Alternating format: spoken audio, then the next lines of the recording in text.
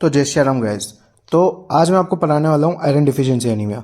तो iron deficiency anaemia आपने generally common words में सुना होगा, खून की कमी। तो खून की कमी जो होती है ना, वो दो तीन तरीके से हो सकती है।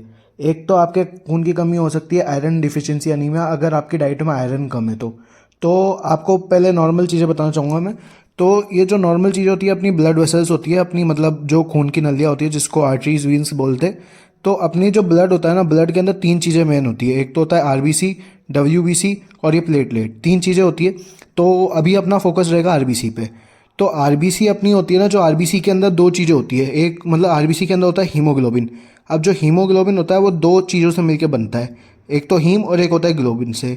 अब हीम भी दो चीज़ों से मिलकर बनता है, एक तो होता है आयरन और एक होता है प्रोटोपोरफायरिन। प्रोटोपोरफायरिन से अभी मतलब नहीं रखते, अभी मतलब रखते हैं केवल और केवल आयरन से। तो आयरन से क्या होता है बेसिकली, तो जब भी पेशेंट आएगा ना, तो पेशेंट अपने पास ये सारी चीज़ें लेके आएगा। टायर्ड रहेगा, मतलब उसको बोलेगा कि थकान है, वीकनेस है, कमजोरी आ रही है।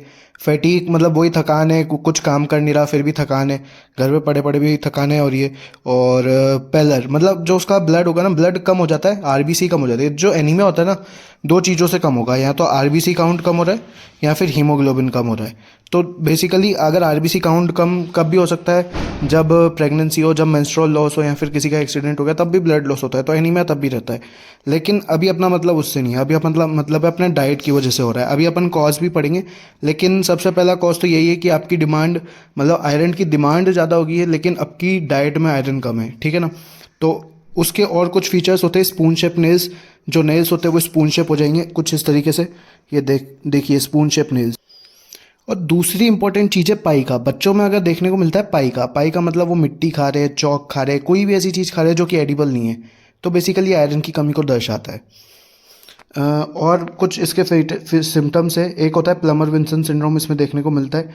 और एंगुलर स्टोमेटाइटिस। एंगुलर स्टोमेटाइटिस मतलब कि जो एंगल्स ऑफ लिप्स होते हैं ना, वो रफ होते हैं।